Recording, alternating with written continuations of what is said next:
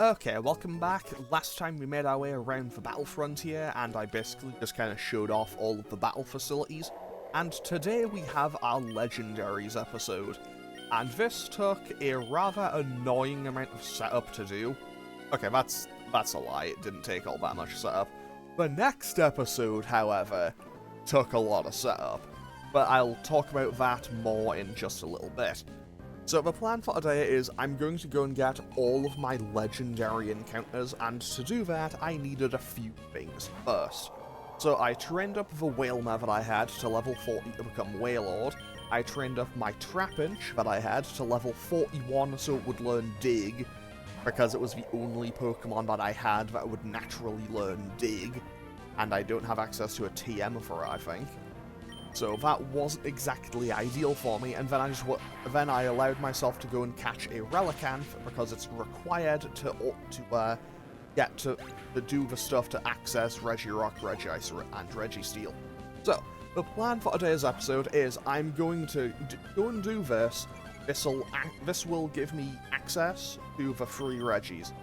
Then I will also go for Groudon, Kyogre, Rayquaza, Ho-Oh, Lugia, Latios, Latias, Deoxys, and I think Mew, and they will all be randomized as well.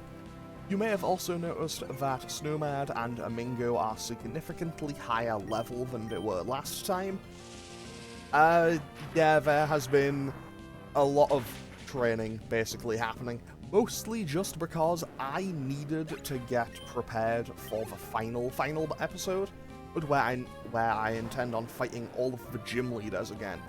Also, while I'm fighting this guy, I'd just like to mention, why did I not fight this guy earlier in the game? He seems to have a Magikarp and 5 Gyaradoses. This guy would have been amazing for training earlier. But if I'd fought this guy before the Elite Four, he would have been so helpful for training. Anyway, so I needed to get all 8 gym leaders to be available to fight again, and that was a miserable time. Like, I opened up PK Hex and skipped the first 3 rematches, because I just want to fight them at their final maximum potential, and it took so long. It took hours and hours and hours. And I don't know if that's just my bad luck or what, but even with speed up, it took a very long time.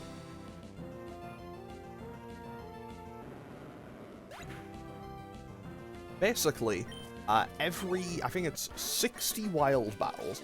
I think it's every 60 wild encounters.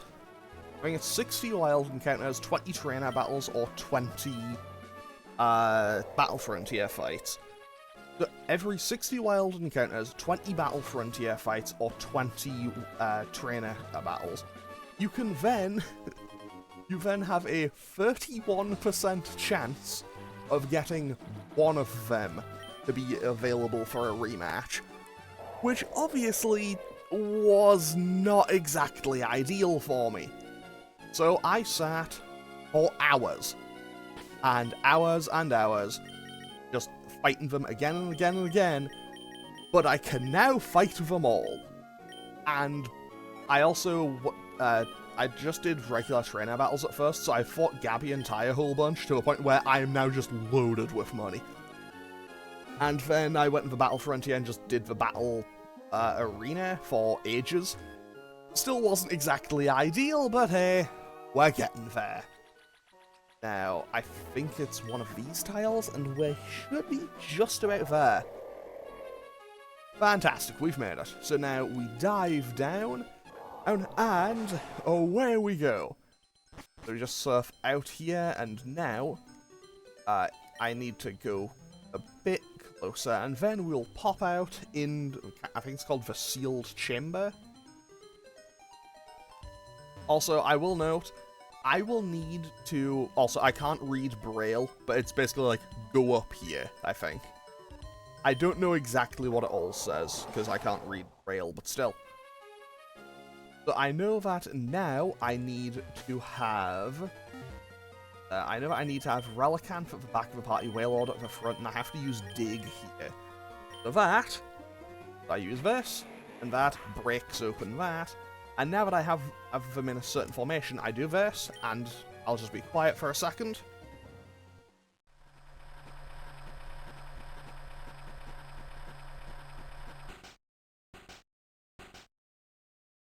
It sounded as if a door opened somewhere far away.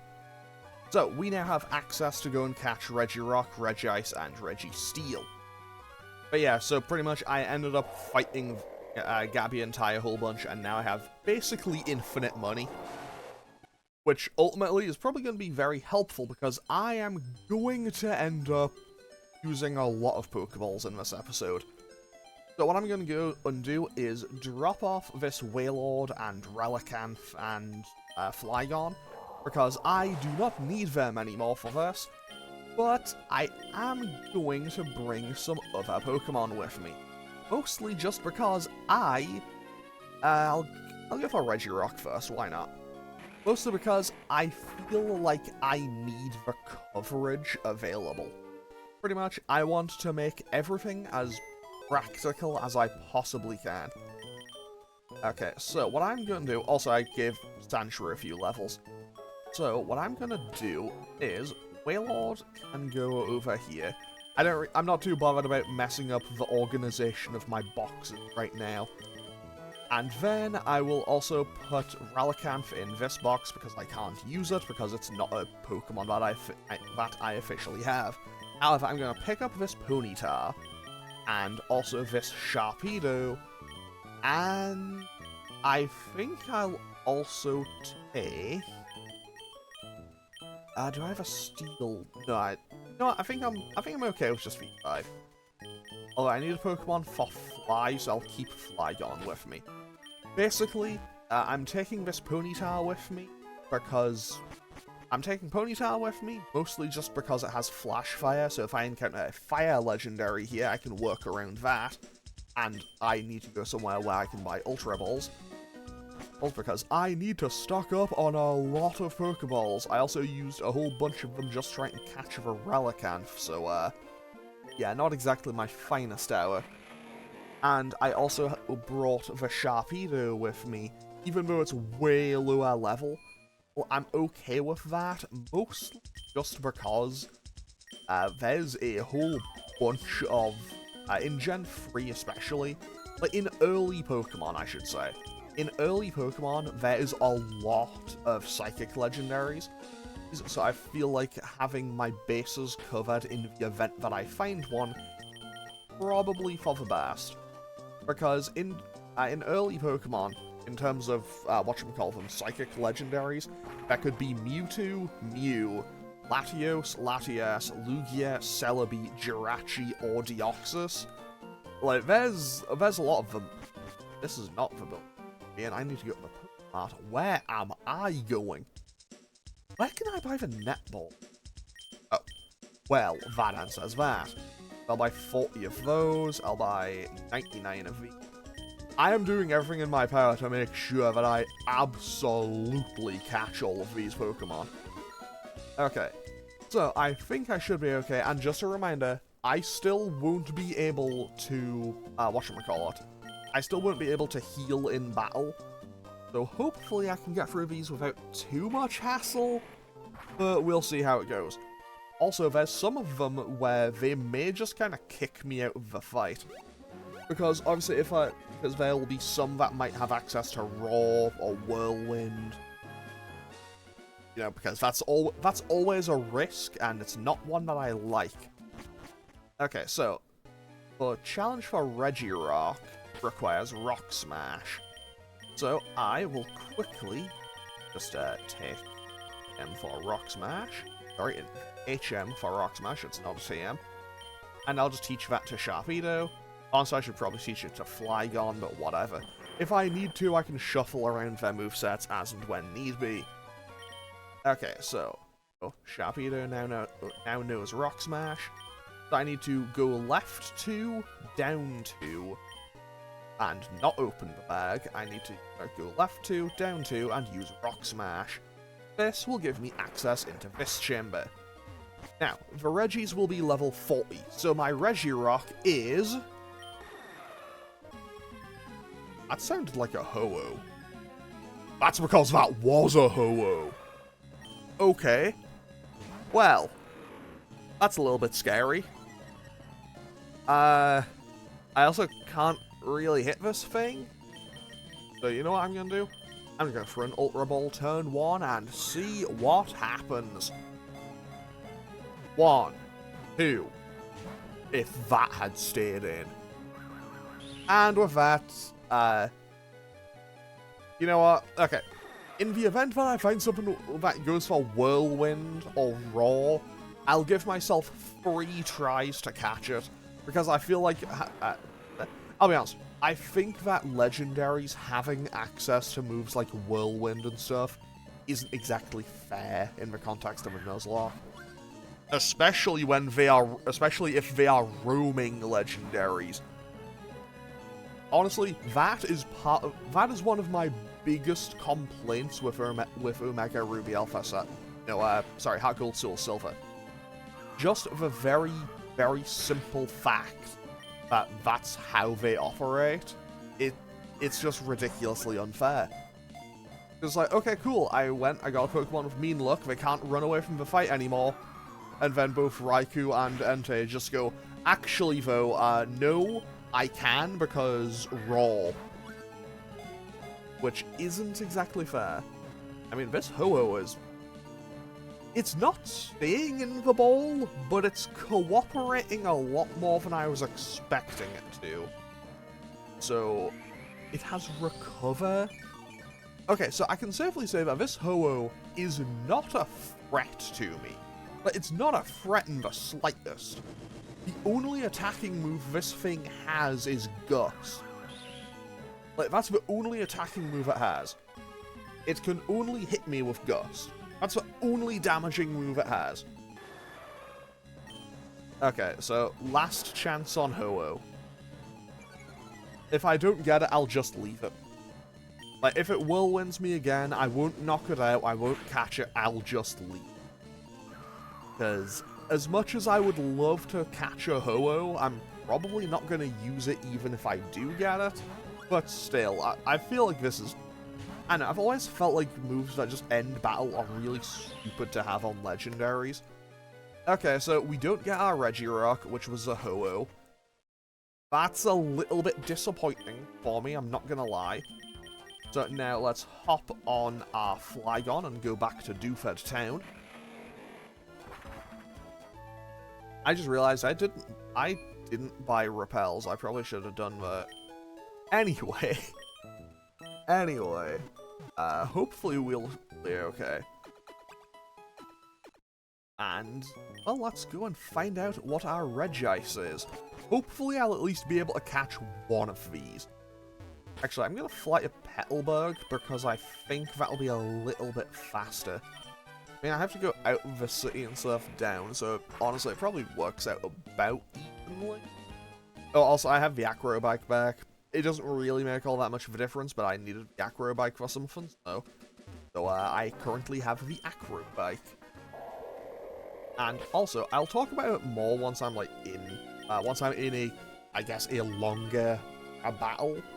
But as of the time of me recording this, the Game Awards were on yesterday, and yeah, I stayed up until like 4 AM watching that. It was certainly a choice that I made, but hey, there was a few winners for me. I say, okay, gonna be honest, I didn't really have much investment in what actually like won awards because I've barely played anything that came out in 2024.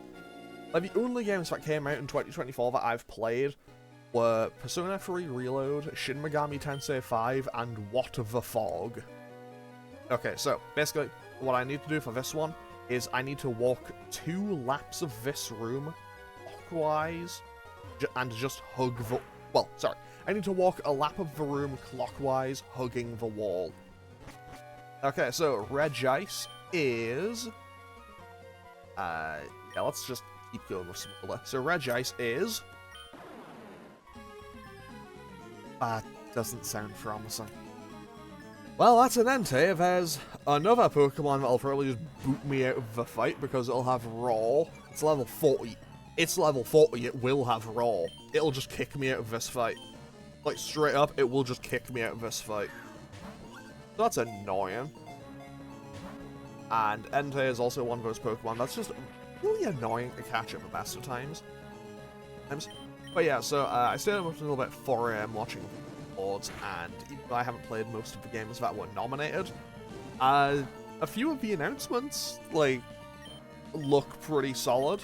And by that I mean, once again, Capcom bless. Capcom bless. Man, it shook twice. And there's Raw. Okay, so that's my first attempt on Entei gone. That's my first attempt on it gone. If this pops up in any of these attempts as a shiny, though, I'm just for Master Ball. Like, straight up, if it turns up in any of these as a shiny, I'm just Master Ball on it. Actually, speaking of shinies, while I was doing a training, like, while I was doing all the grinding to get the whatchamacallit's to appear, I should have bought Nest Balls. That's what I should have done. I should go back and buy Nest Balls. I'll do that after my final encounter with Entei, or if I just manage to catch it. So what was I saying? Oh, yeah, right, shinies. While I was doing my training, well, I say training, doing the stuff to get all the gym leader rematches available, I actually encountered a shiny in the battle frontier. Like, someone just threw out a shiny Ralts, and honestly, I felt kind of personally slighted by that, but still, 2, and please just stay in the ball, Entei. I mean, hey, you know what, if nothing else, it's not clicking raw. It's not clicking raw, so I think that's a win for me. No, let's go for a timer ball. It's been a few turns. It hasn't been enough to be at maximum potential, but still. 1. Nope. And it breaks out. And there's raw. Okay, I have 1 attempt left on Entei. And then...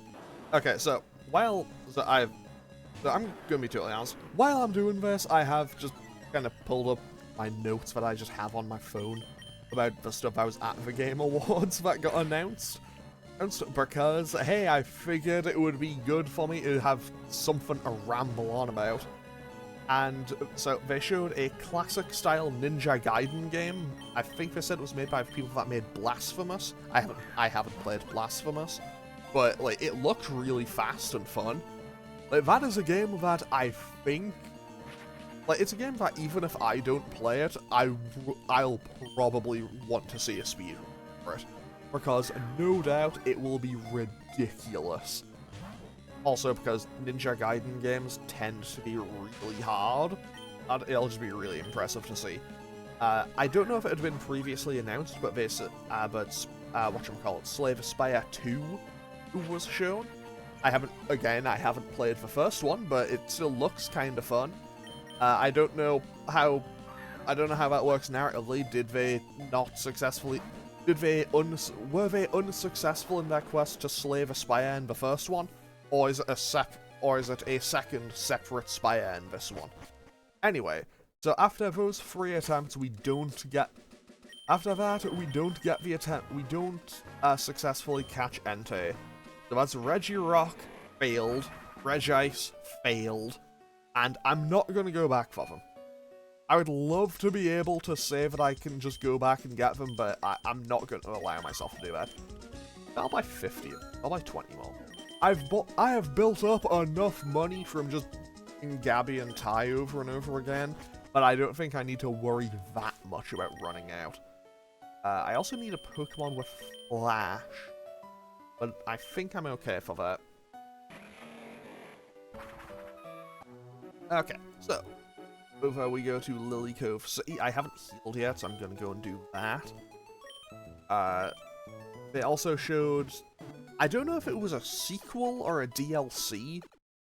I think for Dave the Diver, subtitled like In the Jungle. So assumably it must be set in the jungle. But I don't know if it was a DLC or a sequel or what. But I heard good things about the first one. In a absolutely shocking twist that you absolutely didn't see coming. Yeah, I haven't played the first one. I haven't played it. But once again, I heard it was pretty good. Yeah, so a very recurring theme is hey, this game is apparently really good. I haven't played it. And then they showed, perhaps what I think it might be one of my favorite things they announced, because it just came completely flying out of left field. I did not see it coming.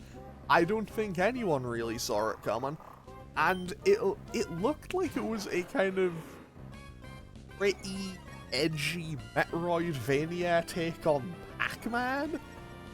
And honestly, I'm kinda here for it. It's one of those things where, it's one of those things where I think it's just stupid enough that I love it. It's one of those things. It's one of those rare times where I see it and it's like, I think this idea is simultaneously awful and amazing. Also, Repel has worn off here, and I need a Pokemon with Flash. Also, I should just note, I literally didn't note something down for absolutely everything. So don't count on this as being like a one-to-one perfect summary of everything that happened. Because also, if you asked me what won what, I probably wouldn't be able to tell you. I know that Metaphor ReFantazio won some stuff, so I'm pretty happy about that. Mostly just because, you know, look, I will shill Atlas games. I just like Atlas's games a lot. I haven't played Metaphor yet, but it's probably great. Okay, so what is my Registeel? That was a Lati. I can catch this. Lo and behold, something I can catch. Genuinely amazed. Okay, let's just throw an Ultra Ball, you know, tone setting Ultra Ball throw. So let's set the tone with this. One. Okay, you know what? We got one. That's a decent start. Psychic, it's for 35, so Salamence can, Mance can definitely take that. One weird thing that they had at the Game Awards, though, was they had the thing where it was like, people who are making like games for Impact and like, I think it was like their global gaming citizen thing. It's like, I think those are great. Oh, that was a lot. I think I need to switch Smolder out here. Like, I think those are a great thing to have. Like, I think those are a great thing to have. I think it's very admirable to have, and also is a genuinely good thing to have, because it encourages, you know, inclusivity and, you know, messages and stuff beyond games, in games, if that makes sense. And my main question and kind of vague criticism for it was, so why was this kind of relegated to the pre-show that comparatively no one was watching? Like, surely you could have saved this until the main show. Like, that's my only real kind of criticism, or I don't want to call it a complaint about it, but I feel like it maybe could have had a little bit of a spot on the main show, as opposed to being relegated to the pre-show. Anyway, then they showed the next game from the people who made Sifu. Once again, I haven't played Sifu, but that game seems very interesting.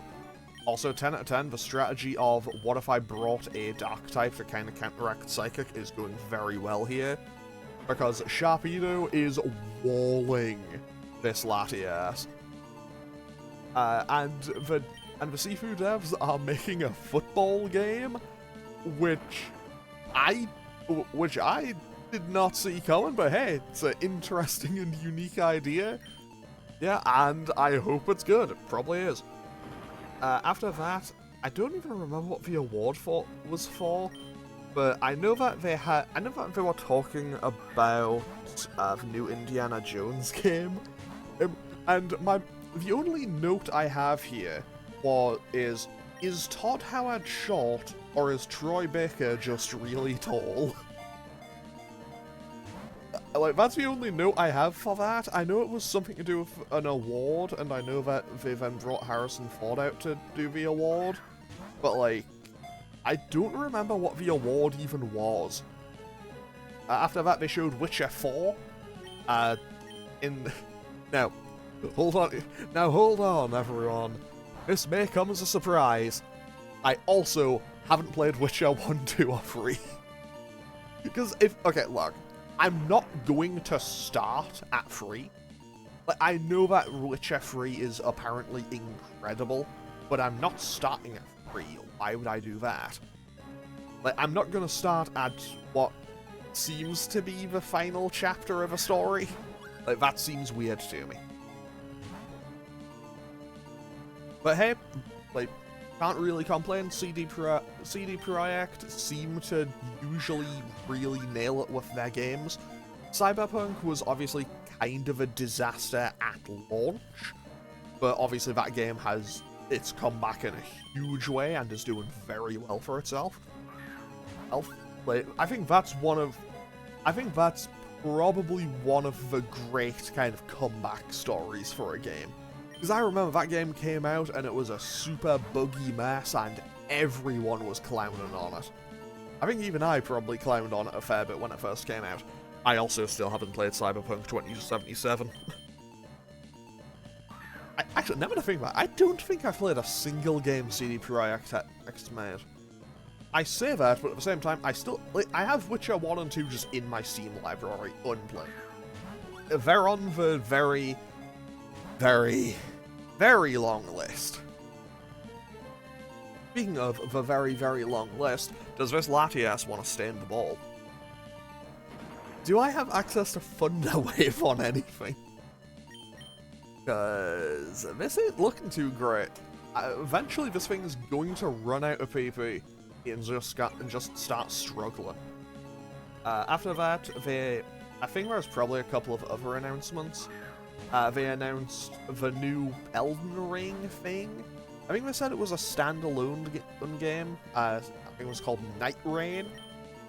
And my main thing that I saw was people kind of losing it at kind of just pointing a few frames of one of the bosses from, I think it's like Dark Souls ends up in it, and kind of just everyone pointing at it and going, why is he here? Once again, I haven't played Dark Souls 1, 2, or 3, so I know, like, I've heard of the Nameless King. I don't know what his deal is. 2. Nope. Well, it rolled, if nothing else. Then they showed Outer Worlds 2. Obsidian probably gonna kook again with that. Obsidian tend to do really well with their stuff. I say that, haven't played anything they've made, but I think they make Pillars of Eternity. You know, while I'm here, might as well quickly Google it. Pillars of Eternity. Was that them?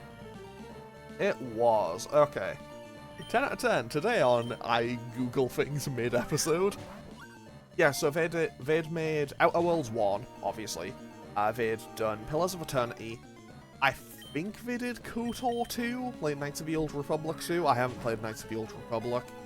I know that game's big plot twist, though, so I kind of don't want to play it. But hey, we caught the Latias. It took ages, but we caught it. Let's go. Actually, hang on. It's not a legendary. It isn't a legendary, but there is one more thing I want to go back and do. Because if I don't do it right now, I will probably forget about it. So, Flygon. Off we go, and let's quickly fly on over to Fall Arbor Town. Because I want to do a little bit of an investigation here. So that's the Move Tutor's house. There we go. Now that credits have rolled, this tunnel should be done.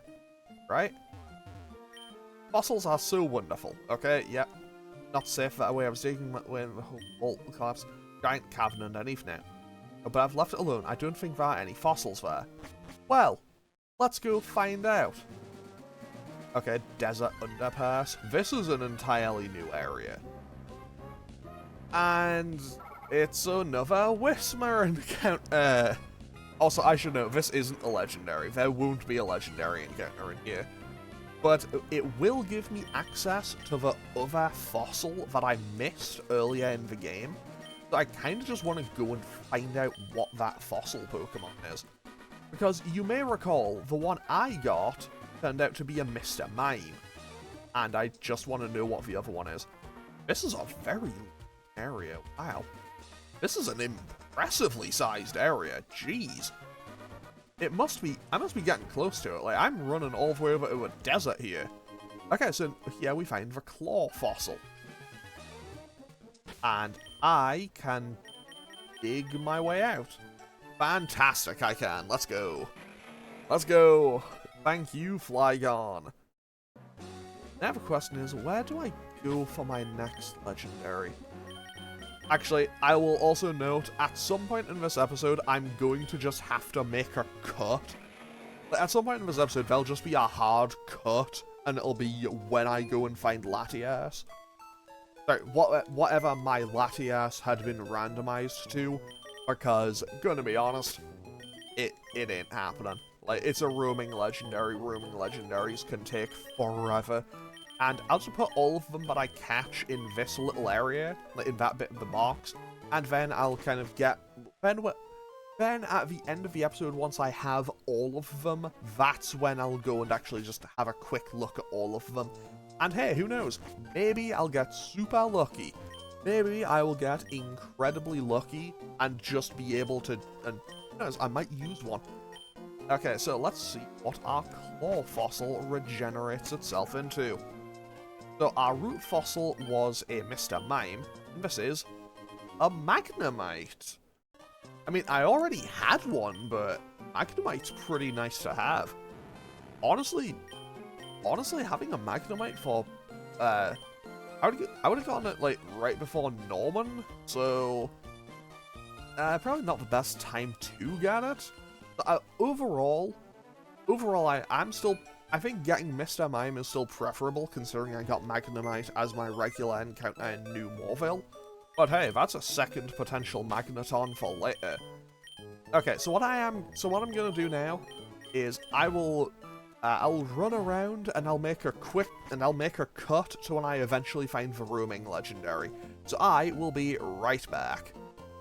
Okay, so I finally found my Latias encounter, and it turns out it's a Rayquaza. So that's kind of sick. So I have one turn to try to catch this thing, and I'm gonna pass on using the Master Ball, but I'll explain why when I get into my next kind of like long, drawn-out battle. And yeah, there was no way I was catching that.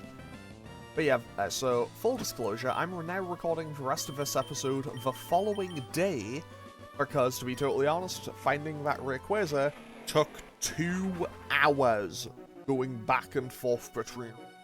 I don't think I've ever had luck that bad with a roaming legendary. Anyway, so now that we've had our Latias encounter, let's go and get our Latios encounter. So to do that, we need to head on over to Southern Island, which the following statement may shock and surprise some people. It's an island to the south. I know, huge. Okay, so let's go and hopefully catch whatever this is. Those whose memories fade seek to carve them in their hearts. Okay, so let's see what we have. Okay, I like the sound of that. That sounded like a Raikou.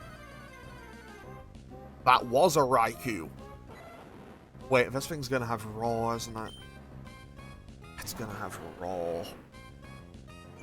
Okay, so what I'm gonna do is I'm gonna Dragon Breath, and hopefully I can get a Paralysis on it. And hopefully I can at least get a few turns to try to catch this thing. Okay, Dragon Breath lands again. Paralysis? Yes, it's in the red, it's paralyzed. Okay, what I'm gonna do is I'll give this 3 Ultra Balls, and then I think I might just Master Ball this thing. Because I don't know what else I'll get. I don't know what my other options are, but Raikou is probably the best thing I can hope for, or that's still, like, in danger of just hitting me with Raw and ending the encounter. Okay, Spark. Okay, I'm going to throw one more Ultra Ball, and if this doesn't do it, I'm just Master Balling this thing. I think that's probably my best bet here. Okay, there's Thunder Shock. I'm just going to Master Ball this thing. Okay, so I'll explain the logic behind it once I go to, I think I'm going to Naval Rock next, which is where Ho-Oh and Lugia's encounters are. But yeah, I'll explain that then because realistically those will probably take a little while. But hey, we now have a Raikou that we can potentially add to the team. Right. All dreams are but another reality. Never forget. What would have happened if we'd gotten roared out of that encounter? Like, straight up, what happens if I get roared out of that encounter? Actually, hang on, wait, you know what? I'm gonna save state and reload and see what happens, so I will be right back. Okay, so I basically just quickly reloaded my save, and I want to see what happens if you get roared out of this encounter. Well, one, Latios is still there, but I can't seem to re-battle it. I assume it must code the game as being... Because obviously... Yeah, I can't fight it again. So I assume, because of the way the game is made... Because with the event ones, I'm pretty sure you can normally fight them again until you catch them. But Latios doesn't naturally get raw, so I assume the game just counts it as like an erroneous end to the battle. Anyway, I'm going to quickly cut back to the actual episode, so I'll be back in a second. Okay. There's nothing here to see or do on this forgettable island. So, basically, back to Lily Cove we go. Okay, so now I return to Lily Cove City. I'm quickly going to run back and heal before I go to Naval Rock. But then we can go and do some stuff. I'll explain in why I didn't Master Ball the Rayquaza, but did catch the Raikou. And then I can ramble on. Then I can go back to rambling on about stuff I watched at the Game Awards. I'm so glad that I kept my notes for this, because if I didn't, I would have forgotten like 90% of what happened. I mean, I say that, there'll still be a whole bunch of stuff that I missed. Okay, so this Raikou. Wait, the Raikou has the Soldew! The Raikou has the Soldew because it was the Latios. And it's modest! This Raikou's huge. Okay, hold on. I shouldn't have checked that. I shouldn't get so excited about that. I was gonna check all of them at the end. But that's huge. That Raikou was colossal. Okay. So now let's head on over to Naval Rock, and when I did Fire Red, I went up to get Ho-Oh first, I think. So this time I'm going to go down to get Lugia first. Okay, so away we go. Oh. Now, how many flights of stairs do I have to go down here? Well, first things first, I need to run all the way along here. I don't know what happened. I don't know if there's any point to even, like, diverting. All I know is that you end up running all the way along here. When you make a right and you go down a ladder, and another ladder, and another ladder, and another ladder, and another ladder, and another ladder, and another ladder, and another ladder, and another ladder, and another ladder, and another ladder, and another ladder, and you finally reach the bottom. Okay, so I'm still gonna lead with Smolder for just a Dragon Breath, whatever comes out. So let's see what our Lugia is.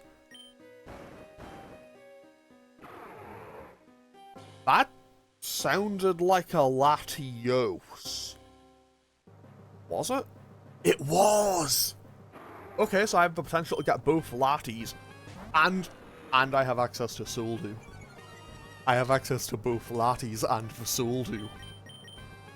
Oh, that's broken. I can't allow myself to use that if I catch it, right? I don't think I can allow myself to use this. Because, like, I will... Okay, so I think I'd allow myself to use Latios or Latias, but I feel like if I allow them to have that and the Soldew, that's just unfair. The Soldew is absolutely disgustingly busted. Okay, I'm hoping I can get a paralysis on this, which is why I haven't switched out yet. Although, I have Sharpedo with me, and I think this thing's only attacking moves are Psychic, because it hasn't actually... Okay, the fact that it didn't go for, like, a Dragon Claw or a Dragon Breath or anything, I think this thing's only attacking moves are Psychic type, which is very good for me. Can I see Paralysis? Of course I can't. Okay, let's switch out. So, pretty much, I said I was going to mention it once I get into my next long, drawn-out battle, so here we are. So, basically, the way I approach legendaries for my Nuzlockes is I assign Pokemon a kind of weight on the team. So, basically, the ones that would normally be banned in whatchamacallit, in, like, the Battle Frontier and the Battle Tower and places like that. So... I might be misremembering some. I might be not remembering all of them, to be specific. So, things like Mewtwo, Ho-Oh, Lugia... But Mewtwo, Ho-Oh, Lugia, Groudon, Kyogre, Rayquaza, and in later gens, Dialga, Palkia, Giratina, Arceus, Reshiram, Zekrom, all those ones. They, like, if I get them, I can use them in a playthrough, but they will take up 2 party slots. So I'd be allowed a maximum of 5 Pokemon on the team. But things like the Latis, or the Regis, or the Lake Guardians in Gen 4, or the Legendary Birds, or the Legendary Beasts, stuff like those, those are fine. I can just use those, like any other Pokemon. Which is why Raikou was a potentially huge pickup for me on this. And I feel like if I allowed myself to use the Souldew on Latias or Latios, I'd need to be like, yeah, that takes up 3 party slots or something to balance it out. Anyway, so that's my logic for why I didn't Master Ball the Rayquaza. Because I'm probably going to want 6 Pokemon for the final episode. And if that had caught that immediately, that would have been perfect. Anyway, so back to, I guess I'm just going to ramble on about the other stuff that got shown and announced at the Game Awards while I'm doing this. So, they announced, I don't know if they announced it or if they just showed gameplay of it or whatever, because I haven't played the first one, but they showed The Long Dark 2.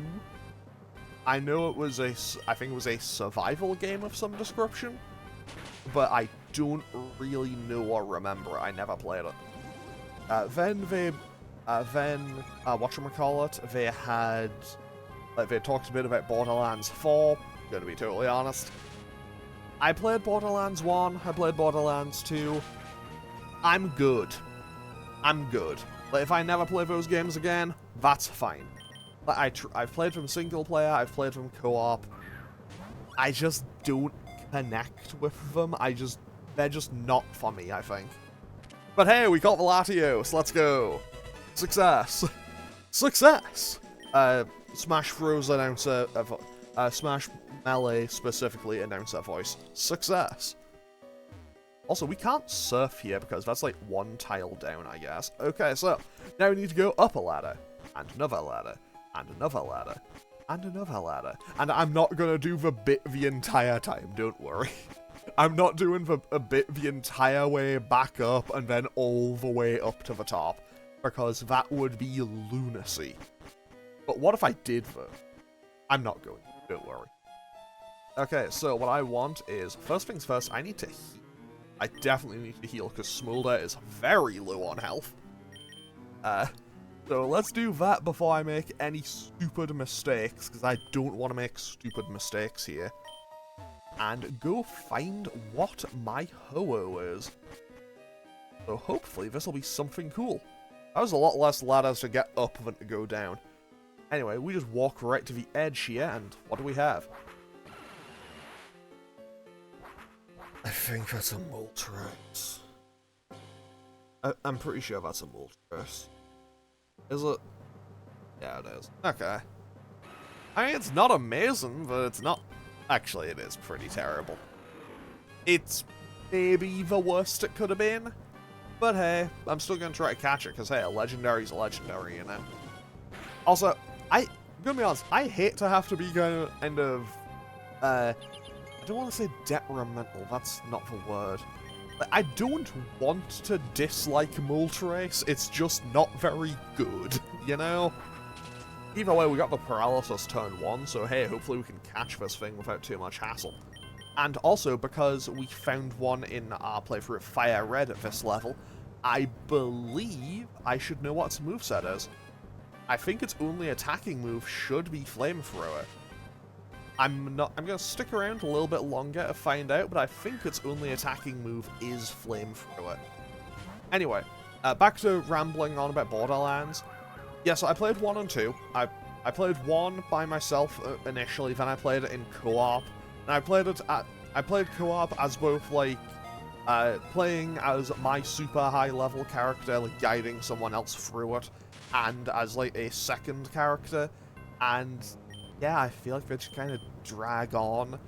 I feel like they kind of just drag on, and how do I phrase it? Like, I feel like playing the game in co-op ultimately felt detrimental. Oh, jeez, that's a lot of damage. I'm going to switch out. And I'm going to switch out to Ponyta, because Ponyta has Flash Fire and is immune to fire attacks, which is why I have it. Because I brought out Pokemon specifically to, you know, keep myself safe, basically. But yeah, I can see the appeal of Borderlands, but I don't know, I think part of it is just, like, its idea of comedy never landed for me, and also the fact that it's a game where, hey, you have more people in your game? Cool, we just exponentially increased the amount of health every enemy has. That isn't fun for me. It's like, okay, cool, you made all the enemies into larger bullet sponges. Got it, cool. But yeah, my note that I have for Borderlands 4 being shown at the Game Awards is simply just, gotta recop the losses of the movie somehow, I guess. Anyway, after that, they showed the final character for the first season of Tekken 8, which continued the tradition of Final Fantasy in Tekken, and by going, hey, well, Tekken 7 had Noctis from Final Fantasy 15, and Tekken 8 has Clive from Final Fantasy 16. I haven't played either of those games. From what I saw, personally, I thought Clive looked super fun in Tekken, but also, I also see what a lot of people meant when they said, yeah, he looks like he could just fit in Soul Calibur a lot better. Which does kind of make sense, he is a guy with a sword, but hey, I mean, so's Victor. Just saying.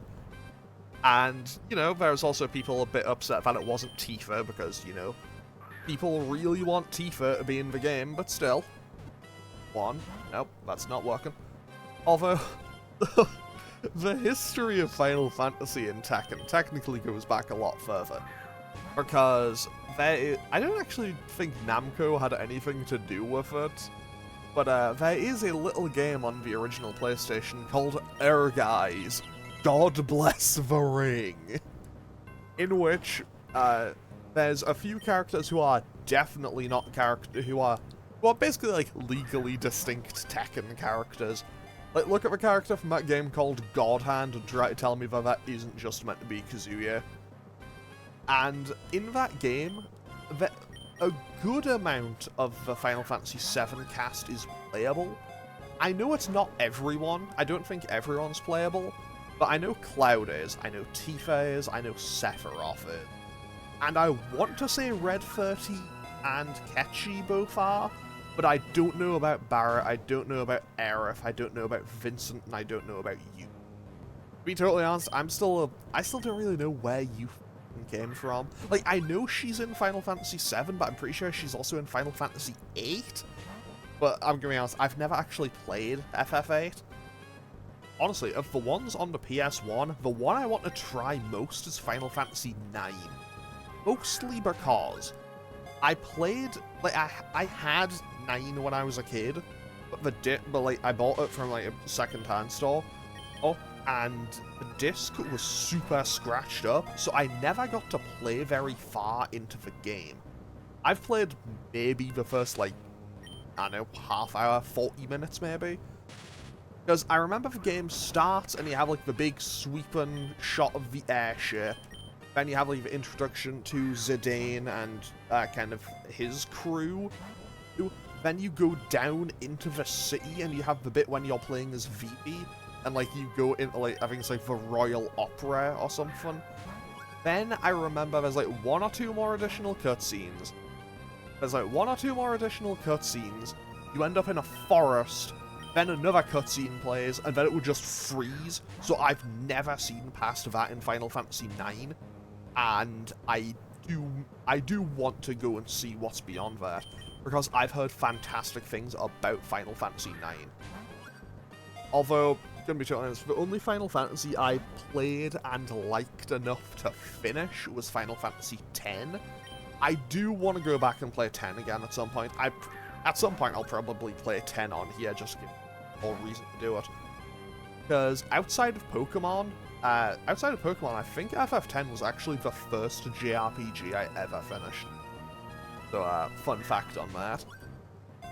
And although that game, like a lot of JRPGs, hell, you had it.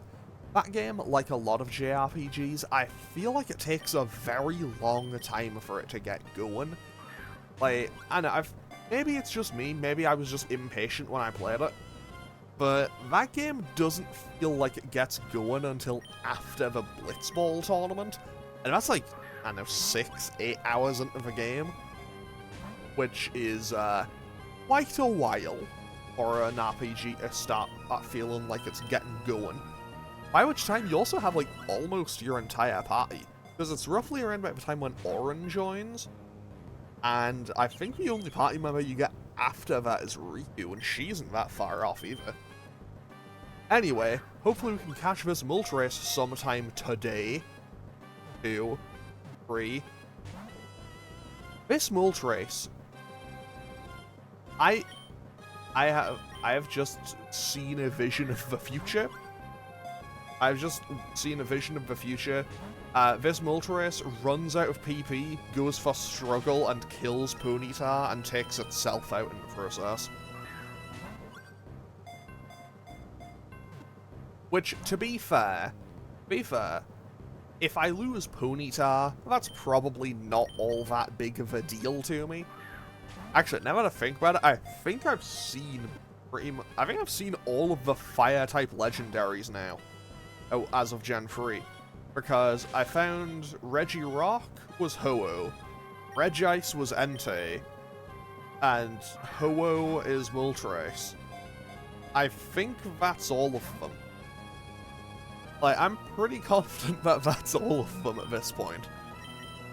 Anyway, what else do I have notes for? I did note on my stuff for the Game Awards that, hey, good, a big W for ReFantazio for Best Art Direction, which honestly, that game does look really nice. I still haven't played it as of the time of me making this video, but I've heard nothing but good things, and also, in general, I just trust Atlas to do things, you know? 2, 3, click! We finally caught it! I spent so long trying to catch a Moltres that I'm probably not gonna use. But hey, cool, we have a Moltres. Now let's get on out of here, and then I think our next place is Birth Island, which is normally Deoxys, I believe. Yeah, because we also have Faraway Island, and Faraway Island is normally Faraway Island. I'm so bad at talking today. Faraway Island is normally Mew, I think. So let's go and see what they are. Then after those, I can return back to... did you hear that? That low growling from deep in there? Are you sure it's safe? Do you think we should leave? I mean, I just caught both Pokemon that were in there, so, I got no complaints. Okay, let's go heal up, and then... And we have those two. Actually, I probably don't even really need to heal, because I think they're both level 30 or something. And after that, we just have Groudon, Kyogre, and Rayquaza to do. Oop, so, yeah, we're getting fairly close to the end of this. Hopefully they won't take too long. Famous last words. Okay, so let's head on over to Birth Island next. And hopefully I can do the puzzle here without too much hassle. Because I'll be honest, I don't know how the puzzle for this works. Anyway, away we go!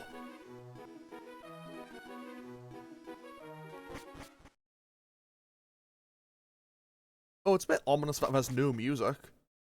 That's ominous. Okay, so let's just interact with this a whole bunch. Okay. So normally this is Deoxys. I think I did it wrong. I don't really know if there's a set pattern, like if I need to talk to it from a certain angle, or if I need to, you know, do it at a certain speed, or what. Okay, that should be it. Okay, so, what is my Deoxys?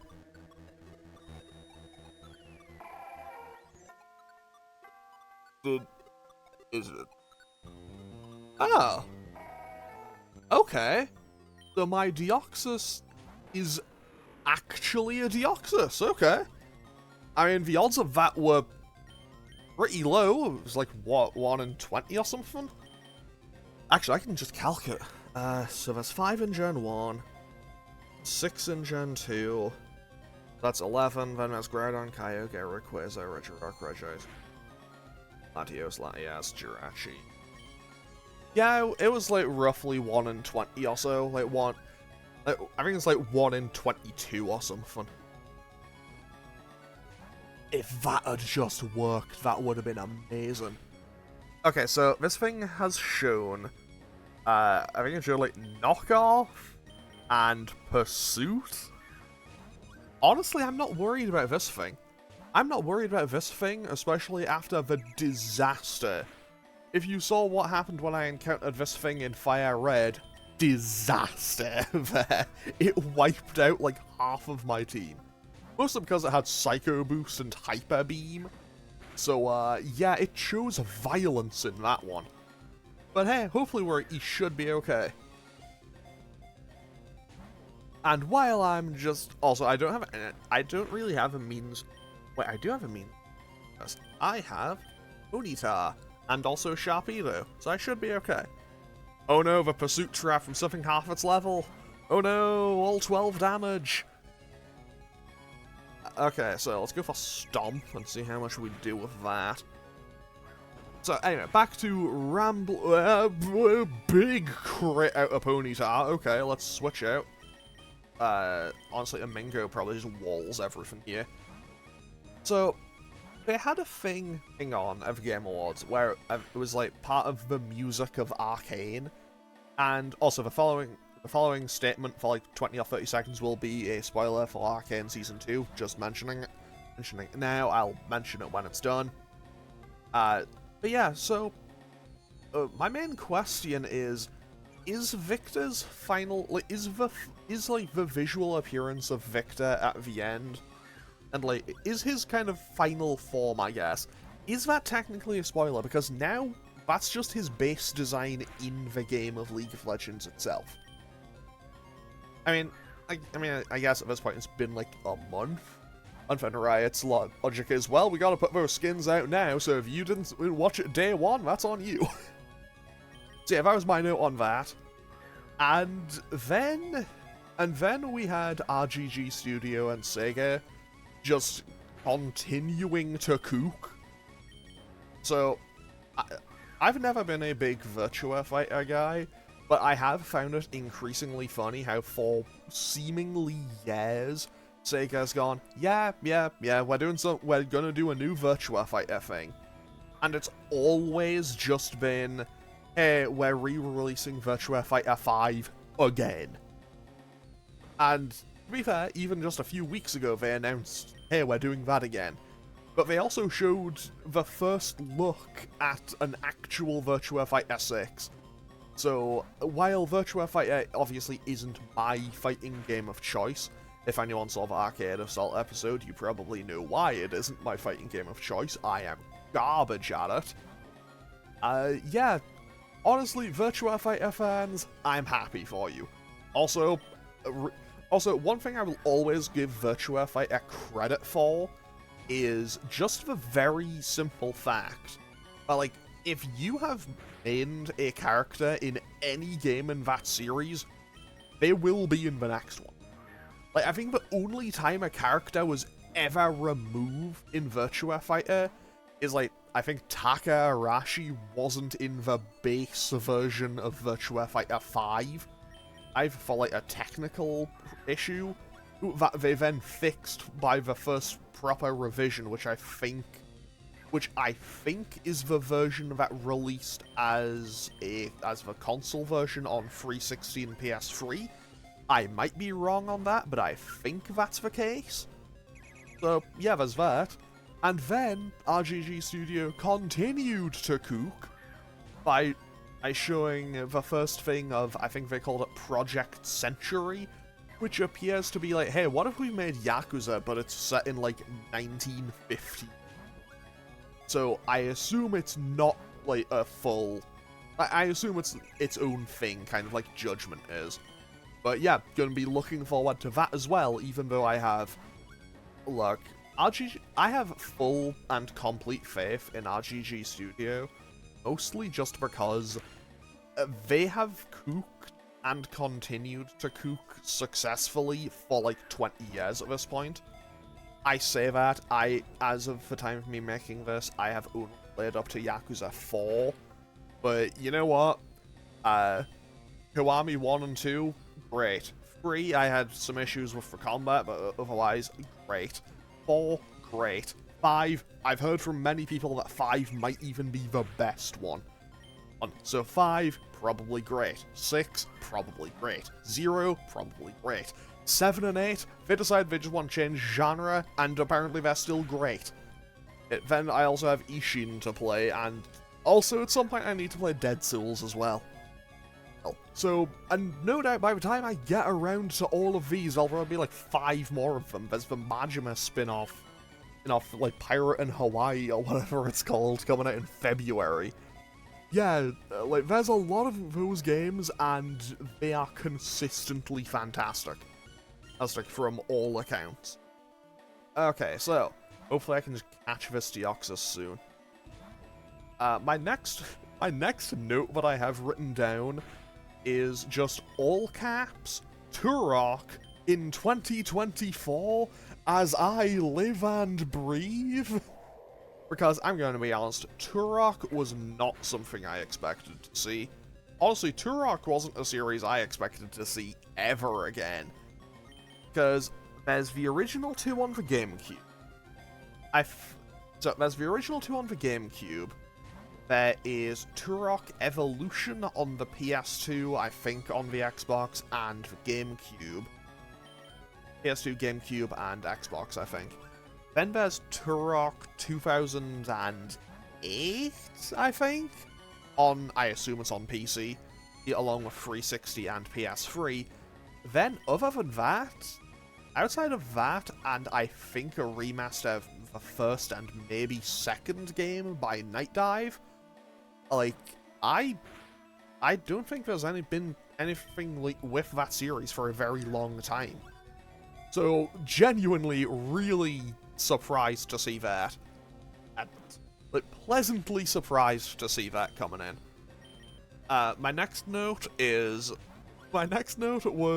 I assume it must have been about an Xbox advert, because my note just reads, Microsoft are about to claim that Xbox is the highest-selling console of all time, because supposedly everything is an Xbox. Which technically isn't wrong, because their ad campaign seems to be like, hey, do you see your TV? Do you see your phone? Do you see your computer? Do you see all these things? These are an Xbox. Like, okay, but I don't know, Microsoft are bizarre to me these days. Because it's like, these guys are really good at selling, like, okay, how do I phrase it? I feel like they're very good at not selling the console, but are very good at selling Game Pass. If that makes sense. 2, 3, click. Alley. Anyway, my next note was just all caps Uni effing Mushe, because I wasn't expecting to see Onimusha anytime soon. Like, I know that, like, I don't know the entire story behind it, but I know that there was, like, a thing where it was, like, likeness rights for the face model for Samanosuke. Because I think he was, like, based on, like, a really famous Japanese actor or something. And as a result, Onimusha was kind of hard to make happen. But hey, I am more than happy to see Onimusha come back. I say that my only real time playing it was when I did the quick look on Onimusha Warlords, which was, I think I did that back in, like, May. Yeah, and honestly, I kind of want to go back and play more of it, because that game seems really interesting. Like, it's not quite, like, it's not quite Devil May Cry character action yet, but it's also not quite Resident Evil, but it kind of falls in the middle. Like, it kind of falls in the middle of Devil May Cry and Resident Evil in that regard. And that's just a fascinating little kind of intersection I have. So I'm going to be looking forward to Onimusha, but from the little bit of gameplay they showed, I don't know what kind of game it is. Like, I don't know if it's going to be more of a character action game, or if it's going to play more like a Souls-like, or what. But either way, I'm looking forward to seeing what it is. After that, when they had Snoop Dogg come out to announce an award, my first thought, my next note just reads, all caps, Snoop, please announce a new Def Jam. Because, gonna be honest, I've never played Def Jam Fight for New York, or I think there was Def Jam Revenge and a couple of other ones as well. Oh, but I've never played Fight for New York. But watching the but I love fighting games, and watching the tournament or Def Jam Fight for New York at CEU is one of my favorite tournaments of the year. It's always just so fun to see. Because it's just like, I have no idea who, like, 90% of the people in that roster are, and it's very clear that, oh, this game has some busted top tiers. But also, it's one of those games where it seems like absolutely everyone is broken in the best way possible, and it's just a fascinating game, and it's just really fun. After that was they showed a Game of Thrones game, and my note just reads, yo, Skyrim 2? Like, that's my only note for it, just, yo, Skyrim 2? Which, to be fair, people like Skyrim. People really do like Skyrim. Deoxys, please just stay in the ball. This thing must be running out of PP. Like, it has whittled down both my Walrein and my Ludicolo to pretty low health. It must be getting low. Because this thing's hitting me for like 5 damage at a time, it must be running out. Oh, also, I would just like to quickly double back to a previous thing. I think the new Turok, I think it said it was being made by Saber Interactive. So I think that's the team that just released the new Warhammer Space Marine game. I've also, to be honest, I've also never really interacted with Warhammer all that much. Like, all I know about Warhammer is that it is, like, the most, I know that as a tabletop game, it is ridiculously expensive to get into, apparently. That, and also that 40k is apparently the most metal thing imaginable. Which, to be fair, is kind of rad on, like, 6 different levels. Anyway, my next note, because, okay, gonna be honest, I didn't have notes about absolutely everything. Also, Oxus, please stay in the ball. It's been so long, just stay in the ball. Buddy, please just stay in the ball for your and my own health, too. It shakes twice and then it breaks out every time. Like, it either just breaks out immediately or it just goes after 2! 1. Nope. You know, what I might do what I might do for the next one, what I might do for my next one is run back. I think I might go and grab one of those Magnemites just to have Thunder Wave. I probably should have done that for this one, to be honest, because even just having the paralysis would have been a super nice pickup. And also, obviously, Smolder can't. Obviously, Smolder cannot attack this thing. Smolder, even when this thing was at full HP, would probably just gotten obliterated by a Dragon Breath. Okay. So, in your own time, Deoxys, get in the ball, stay in the ball. It'd be great if you did. No? Don't want to? Okay. This thing is absolutely going to die. It's absolutely taking itself out with struggle. Nope. Yeah. Actually, I'll give it 1 or 2 more turns and then I'll switch Snowmad out. Because we are starting to get a little bit low on the old health bar. And I don't want to risk actually losing my Walrein. Like, I don't, like, look. I know that I'm probably not going to use this Deoxys, but I don't want to risk, like, but I still want to catch it, and I don't want to risk losing a good Pokemon for something that I don't really need. Also, I'm partially switching out early, mostly just so you don't have to hear the loud beeping. Mostly because I also don't want to hear the loud beep.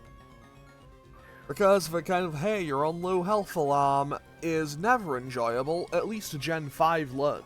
Well, there's struggle, and it takes itself out. Oh, it does no damage. Which I guess is good, it gives me more time to try to catch it. But that did nothing. Like, I know it's on -2, but even still, that is nothing. Like, I know it's on the -2 and it's only level 30, so I'm, you know, I'm literally double its level. But still, wow, that did absolutely nothing. That is actually hitting for 4 damage. I genuinely think I have like 10 turns left for I can catch this thing. Great Ball. 1. Nope. I also need to go back and buy more Ultra Balls, but that's fine because I was going to make a quick stopover at the Pokemon Center anyway. But I'm not gonna lie, I'm disappointed. 1, if I have a horrible feeling that this thing is going to like get to 1 HP and then it'll stay in the ball just to maximize my time wasting. 1, 2, nope. Struggle. Yeah, it's still only hitting for 4. Yeah, also, I have a few encounters left, and I'm nearly at the end of my notes for stuff that happened at the Game Awards, which is why I'm kind of not talking about them anymore, or just for a little bit, because I have like 2 or 3 more notes left, and I have 2 or 3 more notes left, and I have like 4 more encounters to go and get. So yeah, this could take a little while. I have a feeling this is going to end up as like a 2-hour video, isn't it? This might end up as a 2-hour video. I have a horrible feeling that it will. Actually, you know what? I have an idea. I have an idea for what I'm going to do for the rest, though. Nope. Actually, you know what? While I'm here, I'm going to quickly Google a thing. I want to see Pokemon catch rates. Pokemon catch rates. Because I know that not all legendaries have the same. Like, I know that not all Pokemon have the exact same catch rate. So I just want to know, like, what they are. Like, I just want to know what my best bet is. Because pretty much my odds of catching this thing are not very high. Okay, so all of the Gen 1 ones are the same. All the Gen 2 ones are the same aside from Celebi. Gen 3 one? Okay, so If I get Celebi, I might be okay for catching them. But otherwise, all of these could be a miserable experience to try to catch. Honestly, yeah, we don't get the Deoxys, but I'm okay with that. It didn't even die. It didn't even die. How long does this thing want to struggle? Like, I can barely see this thing's health bar. There we go. Miserable. A miserable experience.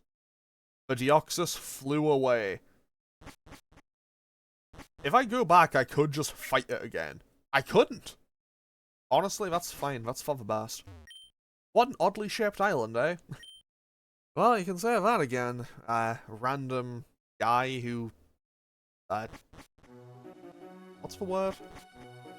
Like, you can say that again, boatman. Like, guy who drives the boat. I don't know. I genuinely don't know. Okay, what do I want to drop off? I think maybe Flygon. No, wait, I need Flygon for Fly. I've seen all the fire-type legendaries that I can, I think, so I'll drop off Ponyta. So let's quickly drop off Ponyta. Thank you, Ponyta, you did good work. And I'll pick up this Magnemite. Mostly just because I know that the one on Faraway Island, I know that it's level 30 as well. So I know that I should be able to just Thunder Wave it, unless it's a Groudon. If it's Groudon, then we maybe... Wait. I nearly went without Ultra Balls. I need to go and just stock up on those. Fortunately, again, I did so many battles with Gabby and Ty that I effectively just have infinite money. Like, I have a ludicrous amount of money. It's the next person over. It is this one, I think. Is it? Yeah, it is. Okay. So let's just buy 99 of these. You know what? I'll buy an additional 51. I have 150. Gonna be totally honest, in my actual saves of the actual Pokemon games, I carried, from Gen 4 onwards, I carry around 999 basic Pokeballs whenever I can, because I like having all of my Pokemon in a default Pokeball whenever possible. I know that that's absolutely bizarre behavior, but yeah, it's just what I do. Okay, so, off we go to Faraway Island. I have a feeling this one might be an island that's far away. So, where on the map even is that? Oh, it's not on the map. Well, that explains quite a lot, doesn't it? Okay. Oh, wow, that's not a sign or anything. It is actually just out here. Okay. I know that you need the old sea map or something to find this place. So, that's Mew. But now, do I have to, corner the Mew? What do I do here? What do I do? How do I approach this? Do I just chase it around? What do I do? Oh, I found it! Wait! Is that what I think it is? Oh, it's a Jirachi! Okay, that would be huge. Okay, I'm gonna Thunder Wave it. It has Refresh. Oh no. Refresh gets rid of all status ailment.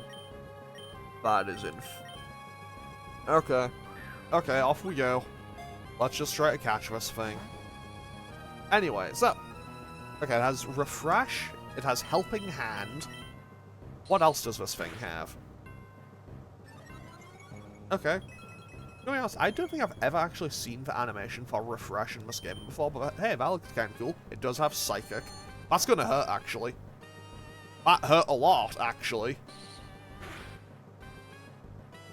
Maybe Salamence. Maybe Mence could tank that, actually. Maybe Mence could just take a hit from. But either way, maybe you could take a hit from Salamence and be okay.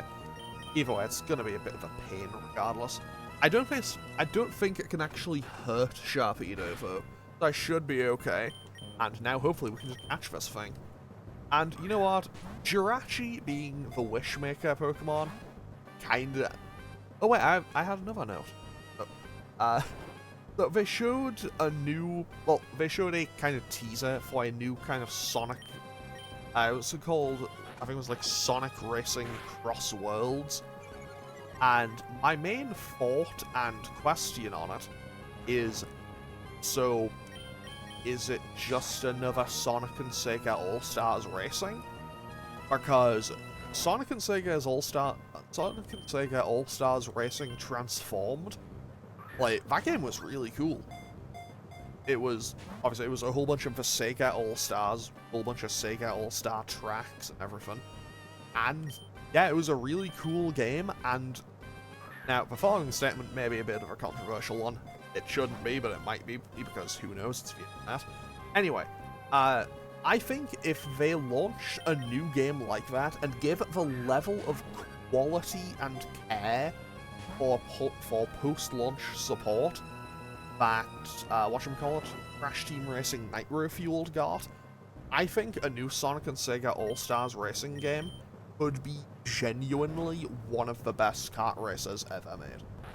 Because Sega have so many characters. Oh, that was a lot of damage. They have so many characters, they have so many franchises. They could have so much amazing. They could make an amazing racing game. Honestly, Sega could make an amazing fighting game out of their own characters. I mean, technically they did. Technically they did, but it was like 30 years ago, because Fighters Mega Mix was a thing.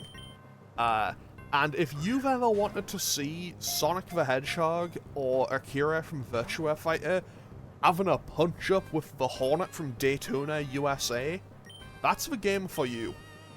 Like, straight up, you can just fight the car, or fight as the car. It's a bizarre game. There's also a weird bear character in it called Kuma-chan, and it doesn't seem to have animations, so it kind of just like flails from side to side. It's a baffling, bizarre game, but it's really cool. But yeah, Sonic and Sega have so many franchises that I think they could make amazing crossovers. Like, they have amazing crossover potential just with themselves. Like, obviously for and I thought I had that Jirachi for a second. Pretty much for this one though, for Cross Worlds, I'm really hoping it is a full Sega crossover. I'm hoping that's a full Sega crossover and not just Sonic, because as much as I think Sonic has a lot of characters, a lot of potentially really good tracks and everything, I'd quite like to see, you know, the Sega All-Stars has come back. You know, because they have a whole bunch of them. Like, you have the GGs, you have the Jet Set Radio crew. You have the Jet Set Radio crew. You have, like, Alex Kidd and all of them. You have Space Channel 5. You have Jackie and Akira and Virtua Fighter. Extremely funny how in Sonic and Sega All-Stars, like, their super turbo thing is Akira just, like, jumps out of the car and just hits it really hard, and it goes flying super fast. As, like, you have Samba de Amigo you could have represented, and you could have House of the Dead represented, as they usually do. Like, Sega has a bazillion franchises. Obviously, you have Super Monkey Ball. Super Monkey Ball. Everyone likes Super Monkey Ball. Like, that's one of the most fun speedrun games to watch, I think. And also, you have the other ones who maybe weren't quite as notable when, you know, the last Sonic and Sega All-Stars game happened. You know, like Yakuza, or Persona 5 happened since the last Sonic and Sega All-Stars game.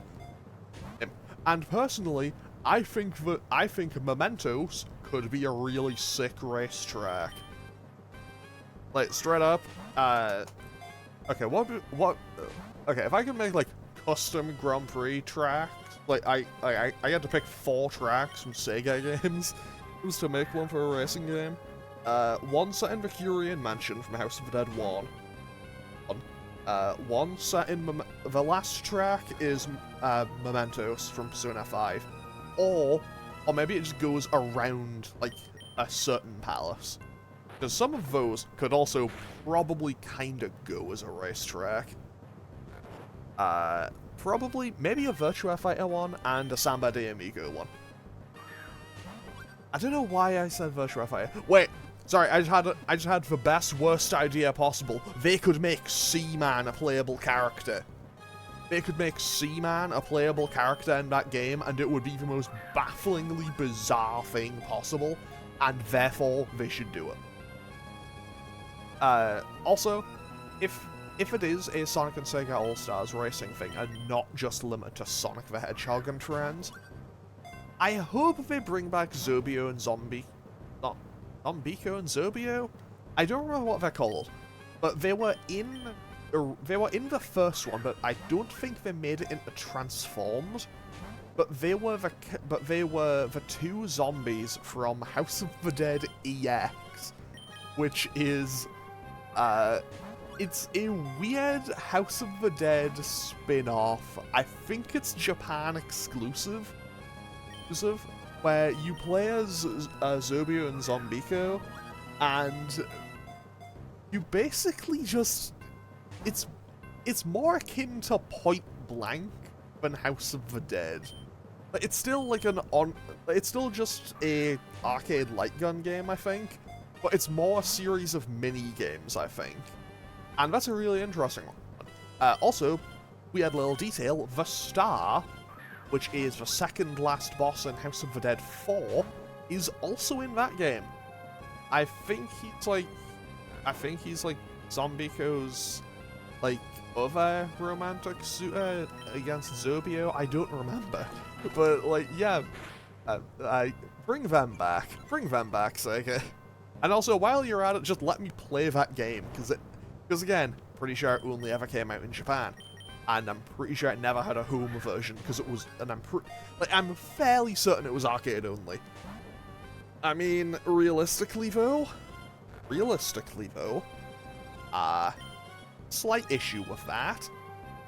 Scarlet Dawn also doesn't have a home port yet, Sega. Please get on that. I would quite like to be able to play the House of the Dead Scarlet Dawn. Because I think there's an arcade in the city near me that has a cabinet for it, but I'd rather just have the ability to play it at home. In general, I would like to have the ability to play games at home. Also, if they could see their way to maybe releasing House of the Dead 4 on any other system, that would be fantastic. Because, the following statement, I don't know if I've ever mentioned it, but I'm a big fan of the House of the Dead games. I would love to see House of the Dead 4 get another port at some point, because as far as I'm aware, the only home version it ever got was a download exclusive version only on the PS3. So that is a game trapped on what I believe is a... Is it? Still buy stuff on the PS3 storefront. I don't know if it still exists. I don't know if you can still buy that game. Like, I know that I still have it on my PS3, but my PS3 also doesn't work anymore, so I technically don't have it, which isn't exactly great, because every now and then I feel like I want to play that game, because I remember quite liking it. Not as much as 1, 2, or 3, but still. Actually,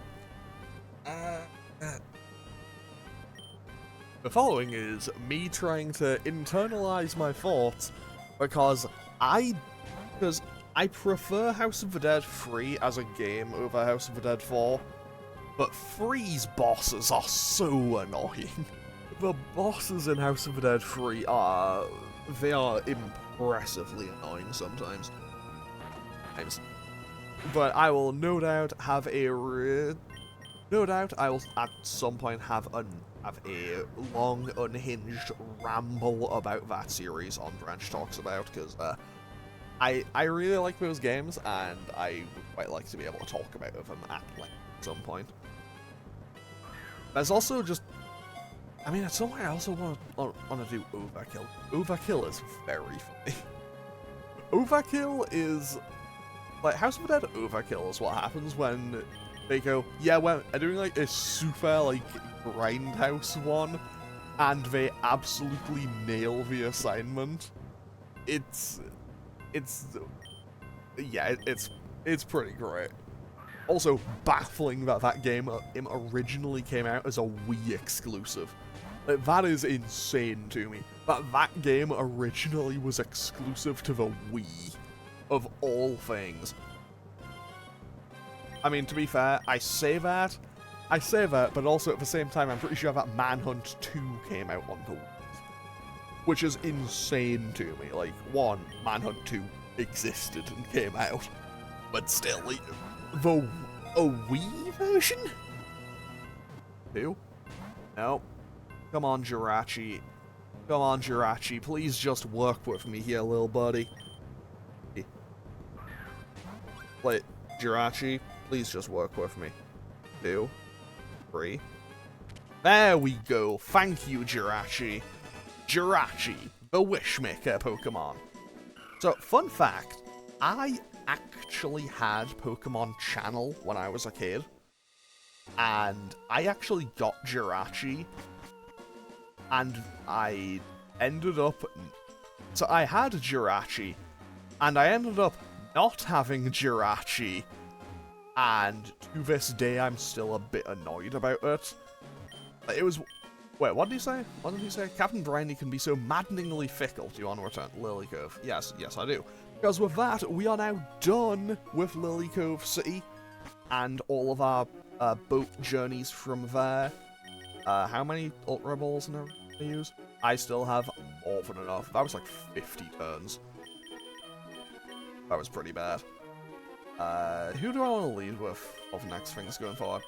Smolder as always. Smolder is always the safe solution.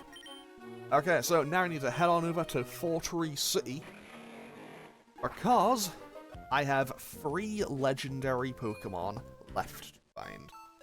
These are whatever my Groudon, Kyogre, and Rayquaza have been randomized to. So I'm gonna go and get whatever my Groudon and Kyogre are, and then I'll head up to Sky Pillar and do that one last for Rayquaza. Okay, so let's see what we have over here. Also, 10 out of 10, I do appreciate that they, kind of gave a reason to ever go back to the Weather Institute. So if we talk to this guy, they'll tell us, I track weather patterns all over the Hoenn region. Presently, heavy rainfall has been recorded over Route 105. Does that mean somewhere near Route 105? Yes, Kyogre has appeared. So fortunately for me, actually very fortunately for me, I have various things that can hopefully work around it. Yeah, Petalburg City is probably my best bet for this.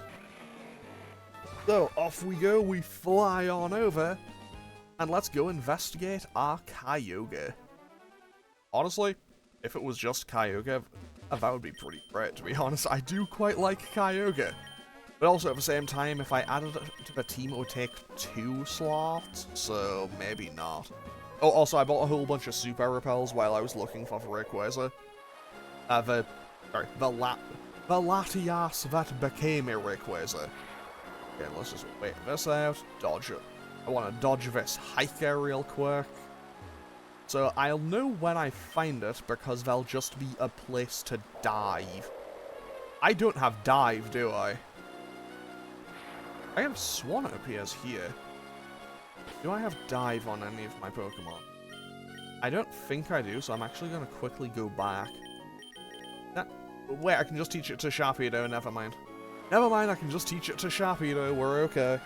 So somewhere on Route 105 there will be a place that I can dive, and you can't normally dive anywhere on this route. So once I find it, I'll know exactly where it is. Oh, it's right there. I just didn't see it. Today on Using Your Eyes. Today on Using Your Eyes, I give a fantastic example of how not to use your eyes. Okay, so let's quickly dive on down and see what the Marine Cave has in store for us. Man, I feel so bad that I've effectively made like 5 Pokemon just here for TMs. But hey, most of them aren't going to be going on the team for the final episode, so hey, I don't need to worry too much. So let's dive on down and see what we have. Okay, we are underwater. Always a good place to be sometimes. Okay, let's quickly hop on out of the water here and see what we have. So this is the Marine Cave.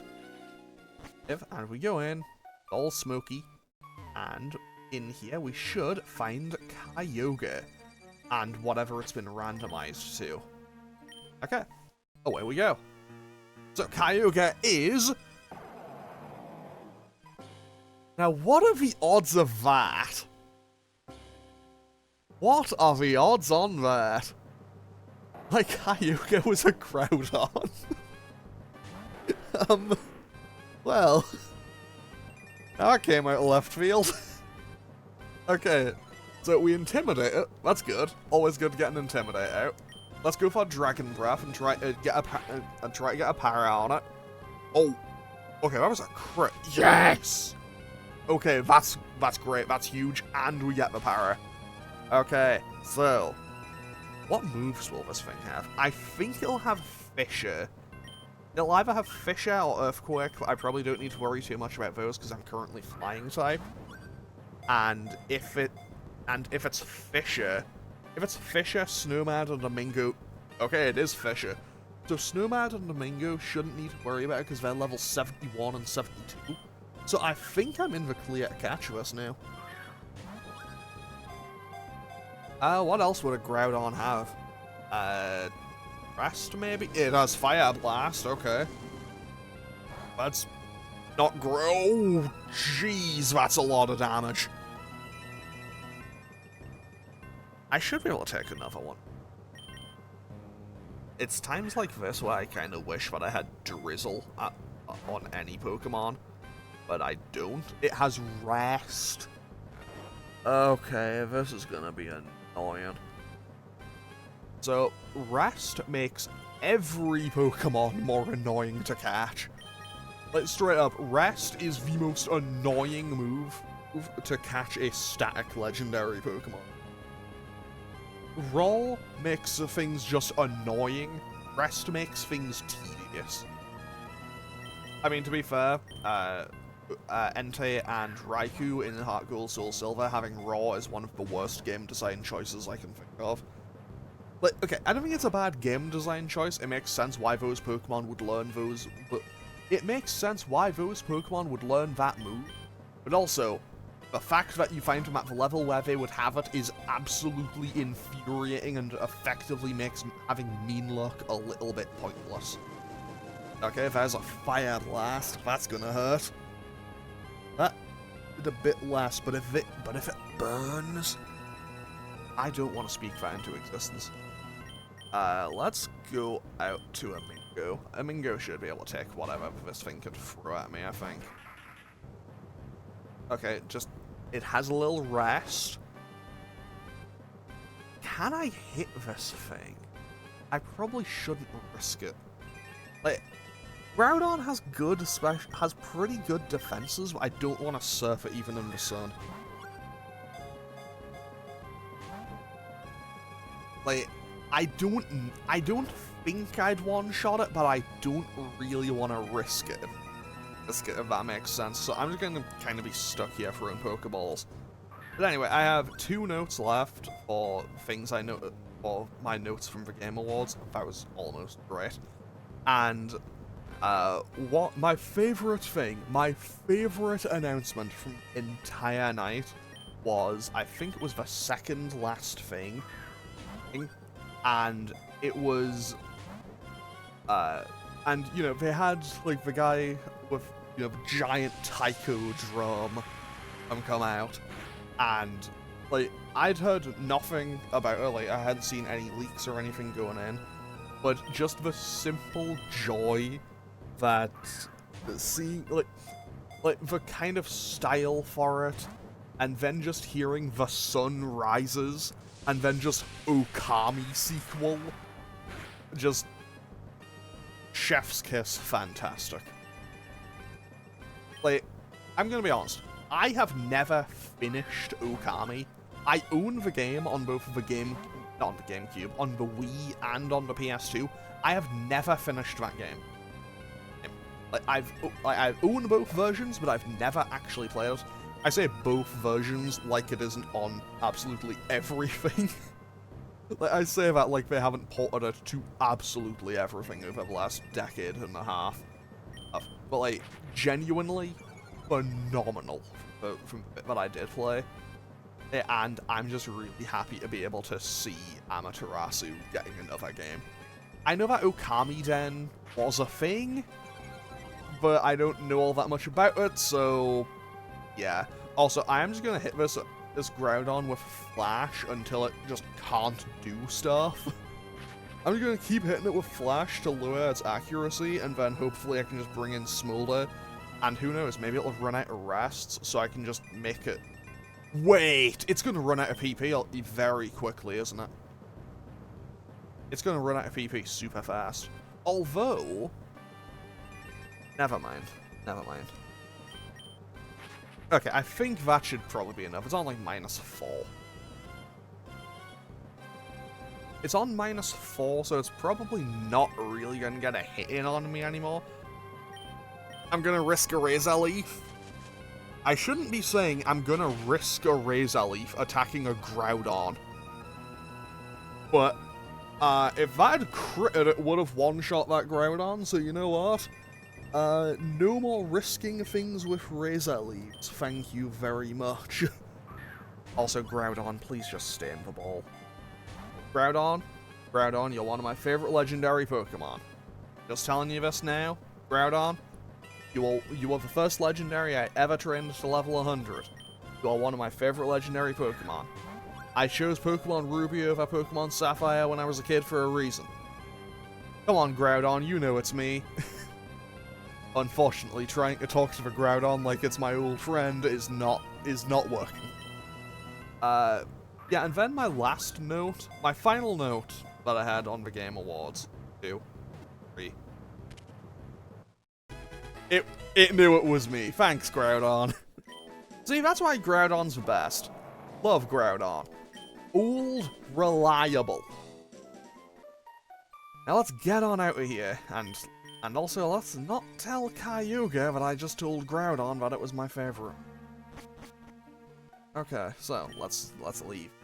Yeah, my final note that I had for the Game Awards was the new thing, I think it's called like a Galactic or something. Whatever the new thing Naughty Dog was working on, it's called. Yeah, now, I'm just gonna be honest, it doesn't seem like it's for me. Like, I'm sure that there's a lot of people who are really excited for it and everything. Also, Massive Downpour appears to have stopped. Fantastic. Like, I know that there'll be a lot of people who are super hyped for that game, and for those people, good. I know that not every game is going to be for everyone. If every game was made for absolutely everyone, like, if all games were made for everyone, I feel like we would end up with a very kind of boring, diluted, I feel like if every game was just made for everyone, we would end up with very quickly just having no, like, imagination left. And honestly, personally, I think as a result, maybe games shouldn't be, every game shouldn't be for everyone. Drought recorded over Route 114, okay. So yeah. Also, I'm terrible at phrasing things sometimes, don't worry about it. But yeah, I feel like, in general, we should be making games, so, like, not everyone is going to like every. Like, I know that there are some games, some genres, that I will just completely bounce off of and not enjoy too. But also, I'm very well aware that there's also plenty of other ones that others might not enjoy too much. and also might just completely bounce off of. Now the question is, where has this cave appeared? I know it's on this route somewhere, but I need to go find it. But like, yeah, I think obviously not everyone is going to like every game ever made. I feel like if we did it, we would very quickly find very consistently boring games. No, wait, that's the reference to Meteor Falls. Whoops. Whoopsie doopsie. Where is this then? Because Route 115 is the other side. Huh. So, where is this?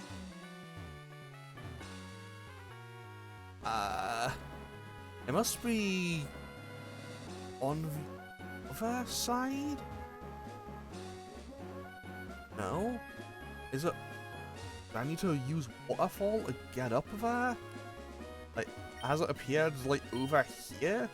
Is this where this is has it popped up here? Do I need waterfall? Because if it isn't, I have no idea where I'm gonna be for this.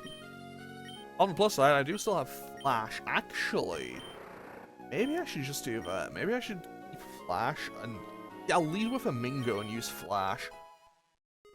Because I think I should be pretty safe from almost anything. And if this is Lugia, then I just switch out immediately, because I'll be in danger from the Aero Blast. But otherwise, I think I should be okay. There it is. Fantastic. We have found it. So this is the Terror Cave. So this is normally where Groudon is. And I also accidentally just went back out.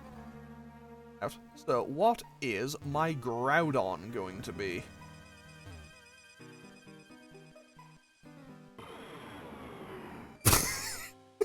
No way did that happen. No way did they switch places. Well, that came out of left field. Okay, Drizzle could maybe be, but I'm just gonna go for Flash. Okay, so now, actually, I can probably use this to my advantage to kind of guess what its moveset will be. It'll probably have Rest, it'll have Sheer Cold, it'll have Hydro Pump, and it'll have some other fourth move that's or maybe Ice equivalent of Fire Blast. So maybe Blizzard, maybe Water Spout, who knows? There's Rest, there's Rest, as predicted. But yeah, so my last note on the Game Awards was on Naughty Dog's new thing, which, personally... Double Edge! Okay, interesting. Oh wow, that's a lot of damage. But yeah, my main thought on it is that, personally, to me, it looked like, hey, what if we made Guardians of the Galaxy, but it had less personality? Obviously, it was just like a first kind of teaser trailer thing for it. So who knows, maybe my opinion on it will drastically change over time, but and my initial impression is that it's probably not gonna be a game for me, but hey, who knows, anything could happen. There's been plenty of games in my time that I thought, maybe this isn't gonna be my type of thing, then played it and really enjoyed it. I feel like that's one of the best things that games can do. When you play a game that maybe you aren't too certain if you'll like it or not, and then you end up playing it and, wow, this game's actually fantastic. But also, you sometimes do get the opposite effect of that, where it's like, hey, I'm gonna play this game, it seems really good, and then you play it and it's garbage. I know I've had that happen to me a good few times. I will not mention exactly which games that happened with, but it's happened more than once, and it's... you know, it happens. But again, not everyone's gonna like every game. Whatever. Like, my favorite games, the games I think are absolutely incredible, you might hate them. Who knows? Anything could happen. Like, I might not like your favorite games, you might not like my favorite games, but hey, that is honestly a good thing. Because again, if everyone if everyone always liked all the same stuff, we would get very bland games and movies and TV stuff. And, you know, that would kind of, you know, a bad cycle to be into that would eventually potentially lead to the death of creativity. And creativity is something that is very good to have. Now, hopefully this Kyogre will just work with me. You think Kyogre would respond to the same dialogue that I gave Groudon? Because I also really liked Pokemon Sapphire. I own that game. I actually own that game twice. Like, I own that game twice. Oh, that's a lot of damage. Like, Kyogre, I own your game twice. Great. Alpha Sapphire's one that I actually replay. Okay, so I catch Kyogre more than I catch Groudon. Just saying. I don't think Kyogre is going to be convinced. I feel like Kyogre maybe isn't going to be convinced quite as easily. Much to my own disappointment. I don't think chagrin is the right word here. But yeah, this ain't looking the best for me out here. Also, I'm not gonna go for Razor Leaf because if I learned something from Groudon, if I learned anything from fighting Groudon, it's that my Ludicolo is maybe a bit more powerful than I think it is, and I don't want to knock out this Kyogre. What if I caught both, went insane, dropped something from the team, and just went, yeah, two of my Pokemon, Groudon and Kyogre?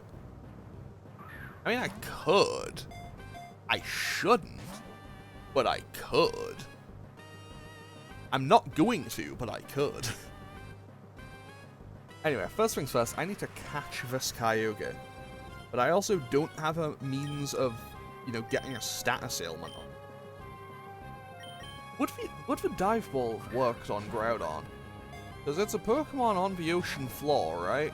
I use Dive to get into the cave. Right? No, because it's not underwater, I guess.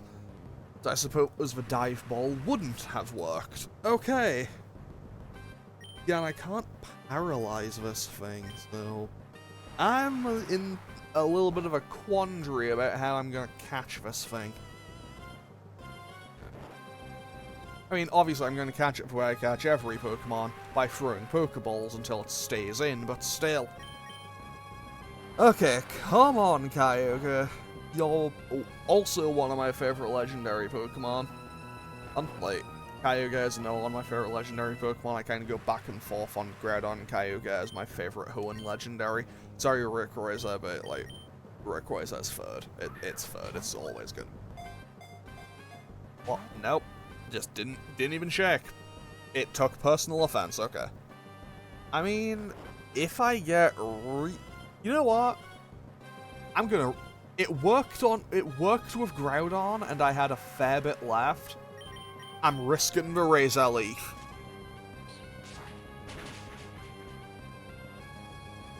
Oh wow, that did nothing. That did so much less. Oh wait, Kyogre has better special defense from Groudon, doesn't it? But still, yo, that was potentially really good for me. Hold on. It's gonna wake up next turn, and then it's gonna go right back to sleep. I can just let it coming. On the plus side, having a Mingo out going well for me. Also having Flash working very well for me. 1, 2, 3, and we caught the Kyogre. So we have both Groudon and Kyogre now.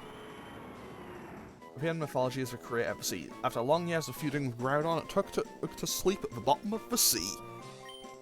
And so, we now have both Groudon and Kyogre. And they kind of just flipped places, which probably isn't exactly good for the health of either of them, but hey, who am I to complain? Who am I to complain? The cave will now disappear. The intense sunshine appears to have subsided, and somehow it closed a cave alongside it. Now then, let's quickly go back to Morville City. I need to go back to Morville City real quick because I need the mock bike for this. And now you get to play a fun little minigame called How Many Times Do I Mess Up and Fall Through the Floor? The answer is going to be a very sadly high number. I'm going to give myself benefit of doubt. I'm gonna say 3. I'm gonna say 3. Place your bets. Place your bets. If you win, if you guess right, you win nothing. If you guess wrong, you lose nothing. But yeah, I'm gonna guess 3. I'm guessing 3. Also, hopefully I can dodge all the trainers around here. Yeah, and make my way up to the sky pillar.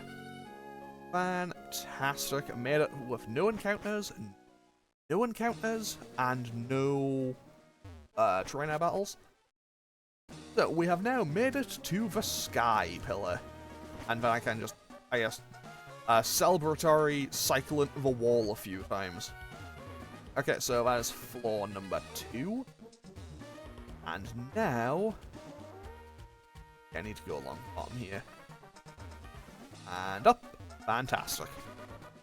Now the next floor, wait, did I get an encounter? I never got an encounter in Skypillar. Let's see what we can get out here. Okay, we got a clay doll. It's level 36 because the levels never jumped up, but okay. It's level 36 because, since we came here way earlier in the game, you know, just before the 8th gym, the wild encounters are on the levels they would have been there, not the levels that we are at now.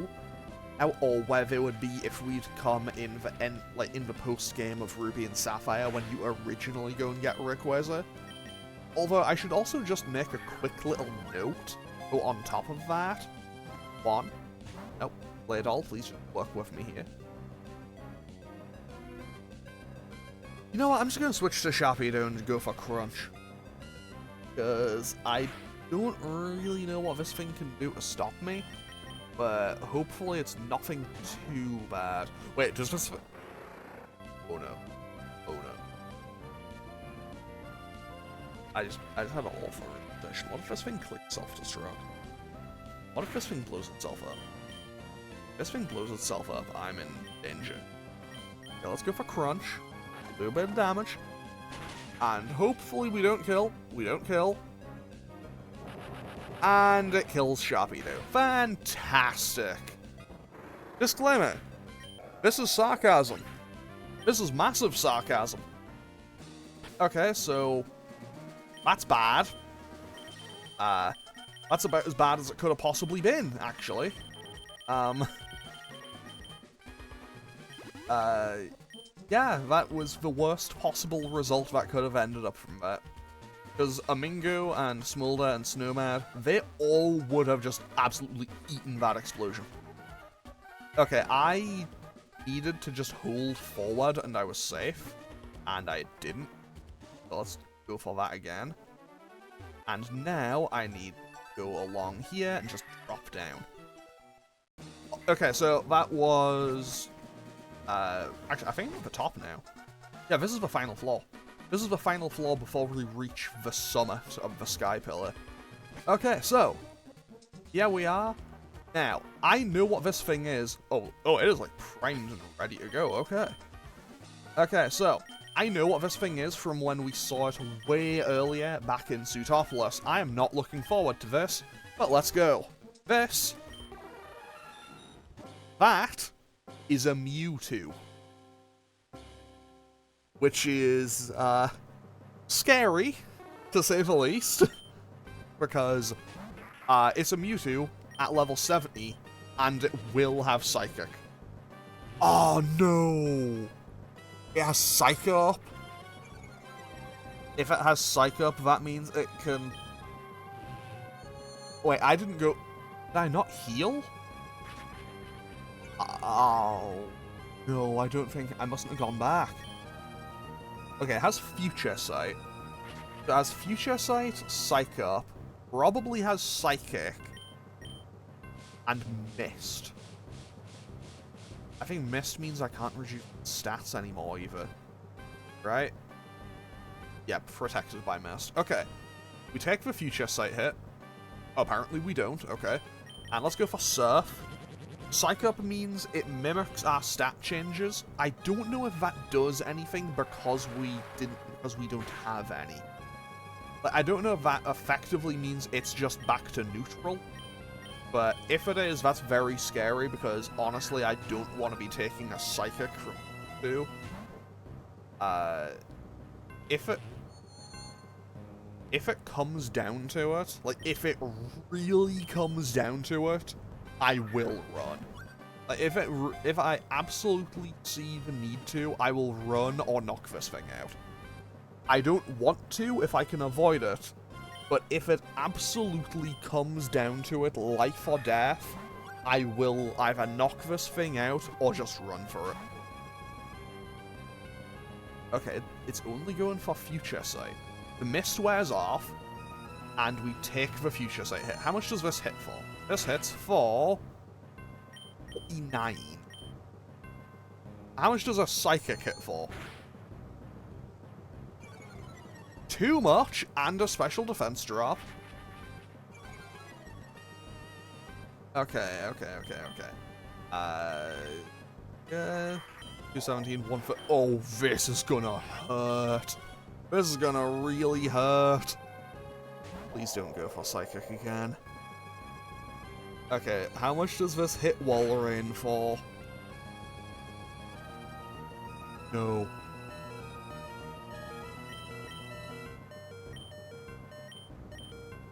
I think it's time for me to leave. I think it is time for me to just leave. Oh no. Oh no. Oh no. Oh no. Oh no. Oh no.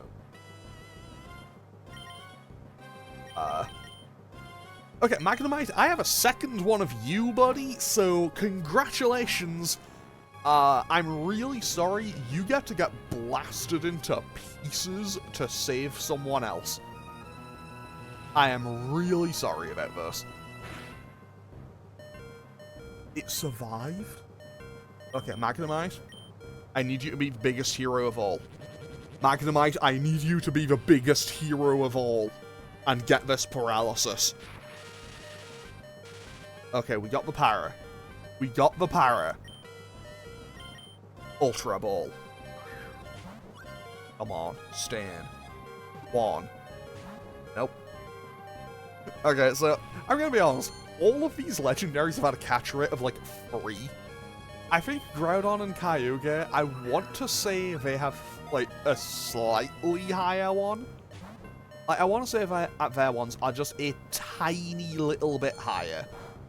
So they are marginally more catchable. But still, these are very difficult and annoying to catch. But hey, that's what I've been doing for, well, this episode is closing in on 2 hours, but hey, that's just where we're at sometimes. I guess you get a little bit of a movie for a Friday night. I don't know why anyone would sit through and watch this entire episode, but still, hey, here we are. Okay, so, we have the paralysis on it. How much does Future Sight do?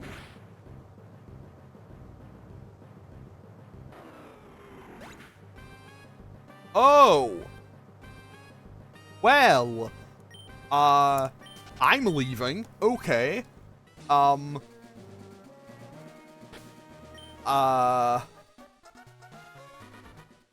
that's bad. Okay, what I'm gonna do is I'm gonna fly back to Ooldale Town and check my other Pokemon that I have, because now I'm going to train up. I'm gonna see what I have, and I'm gonna train up a final team, and then I'm gonna go and fight. Whatchamacall them again. I'm gonna go and fight all the gym leader rematches. I'm gonna fight all the gym leader rematches. And then I will go... I'll fight all the gym leader rematches, and then we'll be fighting Steven. And so for next episode, which will be a special Saturday upload, will be the final episode of Pokemon Emerald. Okay, we have a hasty Latias, a modest Raikou, an impish Latios, a mild Moltres, a rash Jirachi, a naive Groudon, and an impish Kyogre. Okay, so what I'm gonna have to do is... What if I just trained a second Salamence? What if I just did that? Because that is an option that I now have.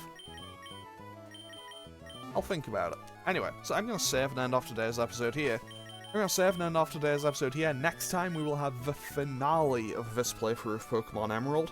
I will hopefully see you all for that next time. As always, feel free to leave a comment or click any of the buttons down below if you feel so inclined. And I will hopefully see you all next time for the final episode of Pokemon Emerald. Okay, thanks for watching. Later.